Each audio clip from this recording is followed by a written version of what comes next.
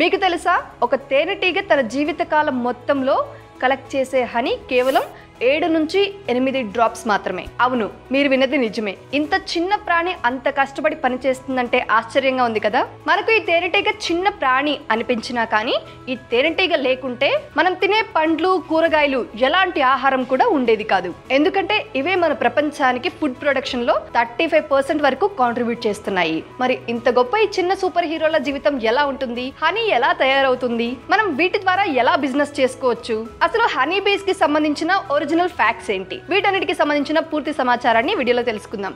So వీడియోని skip చేయకుండా పూర్తిగా చివరి వరకు చూడండి. మీలో ఇంకా ఎవరైనా మన ఛానల్ని కొత్తగా చూస్తున్నా లేదా సబ్స్క్రైబ్ చేసుకోకుండా చూస్తున్నట్లయితే బాస్వాలా అకాడమీ తెలుగు ఛానల్ని సబ్స్క్రైబ్ చేసుకోండి. బెల్ బటన్ ప్రెస్ చేయడం అసలు మర్చిపోకండి. ఇక ఏమాత్రం ఆలస్యం చేయకుండా టాపిక్లకు వెళ్ళిపోదాం. హాయ్, హలో, నమస్తే, welcome to Bosswallah academy Telugu channel. నేను శిరీష కందుల. ఇప్పుడు తేనెటీగల ప్రపంచం గురించి తెలుసుకుందాం. ప్రపంచంలో 20,000 రకాల కంటే ఎక్కువ తేనెటీగలు ఉన్నాయని తెలుసా? ఇందులో మనం ఎక్కువగా చూసేది ఎపిస్ సెరెనా ఇండికా. ఇవి ఇండియన్ హనీ బీస్. ప్రతి తేనె పట్టులో 3 రకాల బీస్ ఉంటాయి. ఒక తేనె పట్టులో కేవలం ఒక క్వీన్ బీ మాత్రమే ఉంటుంది. దీని జీవితకాలం వచ్చేసి 3 నుంచి 5 సంవత్సరాలు.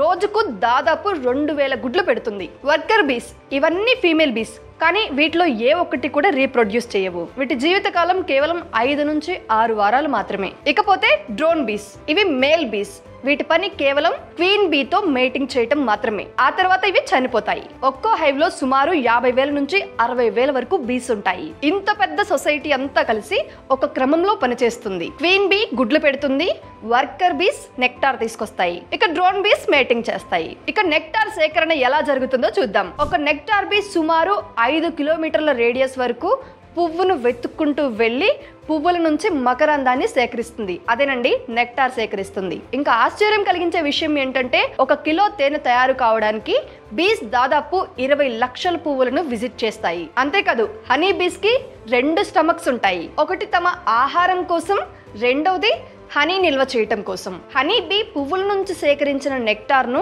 తన బాడీలోని ఎంజైమ్స్ తో ప్రాసెస్ చేస్తుంది. తరువాత తిరిగి హైవ్ కు తీసుకువెళ్లి అక్కడ నిల్వ చేస్తుంది. ఆ తర్వాత బీస్ వెంటిలేషన్ కోసం తమ రెక్కలను కదిలిస్తూ ఆ తేనెలో ఉన్న నీటిని ఆవిరి చేస్తాయి. దాంతో ఎంతో మధురమైన హనీ తయారైపోతుంది. ఇప్పుడు తేనెటీగల యొక్క స్మార్ట్నెస్ గురించి కూడా తెలుసుకుందాం. బీస్ చాలా ఇంటెలిజెంట్ జీవులు. వీటికి స్మెల్ ఐడెంటిఫికేషన్ పవర్ అనేది చాలా ఎక్కువగా ఉంటుంది. అందుకే వీటిని కొన్ని దేశాల్లో బాంబ్స్ ఇంకా మైన్స్ ని గుర్తించడానికి కూడా ట్రైన్ చేస్తున్నారు. అంతేకాదు హనీ బీస్ డాన్స్ చేస్తూ కమ్యూనికేట్ కూడా చేస్తాయి. దీనినే వ్యాగిల్ డాన్స్ అని కూడా అంటారు. ఈ డాన్స్ ద్వారా పువ్వుల దిశ, నెక్టార్ స్థాయి, దూరం ఇలా అన్నిటినీ ఇతర బీస్ కి చెప్తాయి. ఇంత చిన్న జీవి ఇలా స్మార్ట్ గా ఉండటం చాలా ఆశ్చర్యంగా ఉంది కదా. ఇప్పుడు ఒరిజినల్ హనీ బీ ఫ్యాక్ట్స్ గురించి తెలుసుకుందాం. ప్యూర్ హనీ ఎప్పటికీ పాడవదు. ఈజిప్ట్ లో 3,000 ఏళ్ల క్రితం ఫరో టూటన్ ఖామున్ సమాధిలో దొరికిన హనీ ఇప్పటికీ తినడానికి సరిపడే స్థితిలో ఉందట. 1 కిలో హనీ తయారు చేయడానికి బీస్ దాదాపు 55,000 సార్లు ఎగరాలి. అంతేకాదు హనీ అనేది యాంటీ బ్యాక్టీరియల్, యాంటీ ఆక్సిడెంట్ ఇంకా ఎనర్జీ బూస్టర్ గా కూడా పనిచేస్తుంది. 1 స్పూన్ హనీలో దాదాపు 21 రకాల విటమిన్లు మరియు మినరల్స్ ఉంటాయి. హనీ బీస్ లేకుంటే ఫ్రూట్స్, వెజిటేబుల్స్, నట్స్ ఇవన్నీ చాలా తక్కువ క్వాంటిటీలో దొరికేవి. ఇప్పుడు తేనెటీగలకు వ్యవసాయానికి ఉన్న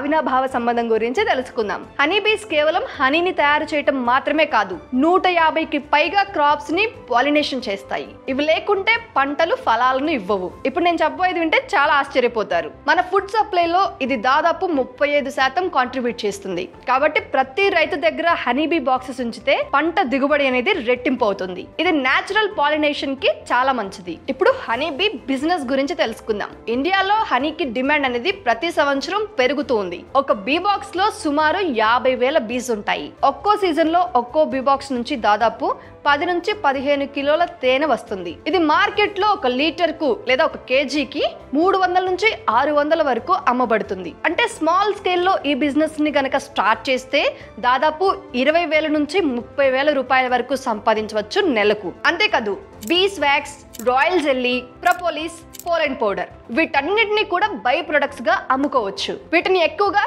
కాస్మెటిక్స్, మెడిసిన్స్, ఫుడ్ ఇండస్ట్రీలో వాడుతున్నారు. ఇండియాలో ప్రస్తుతం ప్రభుత్వ ఆధ్వర్యంలో ఎపికల్చర్ ట్రైనింగ్ సెంటర్లు అందుబాటులో ఉన్నాయి. కేవీకే సెంటర్స్, ఐసీఏఆర్, నాబార్డ్ స్కీమ్లు ఇవి కొత్త బీ ఫార్మర్స్ కి సబ్సిడీ కూడా ఇస్తున్నాయి. ఇప్పుడు హనీ బీస్ కి ఎలాంటి ప్రమాదం ఉంది, వాటిని ఎలాగ సంరక్షించుకోవాలో చూద్దాం. సో ఇదంతా విన్నాక మనకు అర్థమైంది కదా హనీ బీస్ ఎంత ఉపయోగం మనకి అని. కానీ పెస్టిసైడ్స్, పొల్యూషన్, డిఫారెస్టేషన్ వల్ల ఇవి వేగంగా తగ్గిపోతున్నాయి. వీటి జాతి అంతరించిపోతున్నట్టు అనిపిస్తుంది. సో ప్రపంచవ్యాప్తంగా సేవ్ ద బీస్ అనే మూమెంట్ కొనసాగుతూ ఉంది. దీనికోసం మనం పెద్ద పెద్ద పనులేమీ చేయాల్సిన అవసరం లేదు. జస్ట్ పూల మొక్కలు నాటడం, కెమికల్ పెస్టిసైడ్స్ ఉపయోగించకపోవడం, ఇలా బీస్ కి సేఫ్ ఎన్విరాన్మెంట్ అనేది ఇవ్వచ్చు. ఎందుకంటే ఈ హనీ బీస్ లేకుంటే మన భవిష్యత్తే లేదు. సో చూసారు కదా, ఒక చిన్న తేనెటీగ మనకు హనీ ఇస్తుంది, మన పంటలను పండిస్తుంది, జీవనాధారాన్ని ఇస్తుంది. అంతేకాదు బీ ఫార్మింగ్ చేసి బిజినెస్ ద్వారా మనం మంచి ఆదాయాన్ని కూడా సంపాదించుకోవచ్చు. ఇలా ఈ చిన్న జీవి మనకు చెప్తుంది, చిన్న జీవి అయినా కష్టపడి పనిచేసి ప్రపంచాన్ని మార్చవచ్చు అని. సో చూసారు కదా, హనీ బీ యొక్క జీవితకాలం ఎంత కష్టపడుతుంది, మన పంటలకు ఎంత సహాయపడుతుంది, మనం దీని ద్వారా ఎలా బిజినెస్ చేసుకోవచ్చు, దీనికి సంబంధించి పూర్తి సమాచారం ఈ వీడియో ద్వారా మీ అందరూ హనీ బీ గురించి మంచి సమాచారాన్ని తెలుసుకున్నారని అనుకుంటున్నాను. సో ఇలాంటి మరొక సరికొత్త ఇంట్రెస్టింగ్ అప్డేట్ తో మరొక బిజినెస్ కి సంబంధించిన వీడియోతో మళ్ళీ మీ ముందుకు వస్తాను. అప్పటి వరకు బాస్వాలా అకాడమీ తెలుగు ఛానల్లో బిజినెస్ కి సంబంధించి చాలా రకాల ఇన్ఫర్మేటివ్ వీడియోస్ ఉంటాయి. ఒక్కసారి మన ఛానల్ పేజ్ ని విజిట్ చేసి చూడండి, మీకే కనిపిస్తాయి బిజినెస్ కి సంబంధించిన బోలెడంతా ఇన్ఫర్మేటివ్ వీడియోస్. సో ఇన్ఫర్మేషన్ నచ్చితే ఒక లైక్ చేసి సబ్స్క్రైబ్ చేసుకుని సపోర్ట్ చేయడం మాత్రం అస్సలు మర్చిపోకండి. మరొక సరికొత్త అప్డేట్ తో మళ్ళీ మీ ముందుకు వస్తాను. అప్పటి వరకు bye bye. Bosswala. Be the boss.